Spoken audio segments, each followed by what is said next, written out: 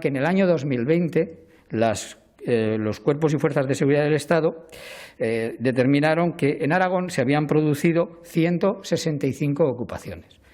Estamos hablando de 138 en Zaragoza, 2 en Teruel y 25 en Huesca. Por lo tanto, el problema existe, lo tenemos aquí y hay que buscar una solución. Vimos este verano cómo en Aragón, en Cadrete, en La Muela, en Utebo, en Nuez, en el barrio zaragozano del Gancho, pues había manifestaciones de familias, de personas que se quejaban por haber sufrido, como digo, una ocupación. Esto supone problemas, pues en muchos casos de inseguridad, porque a la ocupación vienen también otros problemas, pues en este sentido, de muchas veces de desconcierto, de inseguridad, que al final perjudican a esos barrios.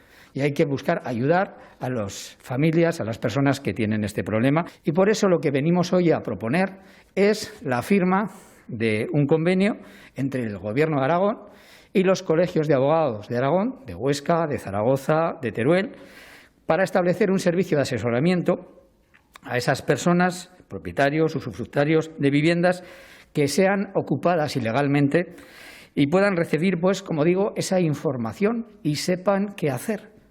Tenemos unos precedentes, se ha firmado en el Ayuntamiento de Zaragoza en el mes de diciembre y también la Xunta de Galicia con los colegios de abogados de Galicia. Por lo tanto, este camino está andado, creo que es importante y es lo que nosotros venimos a proponer.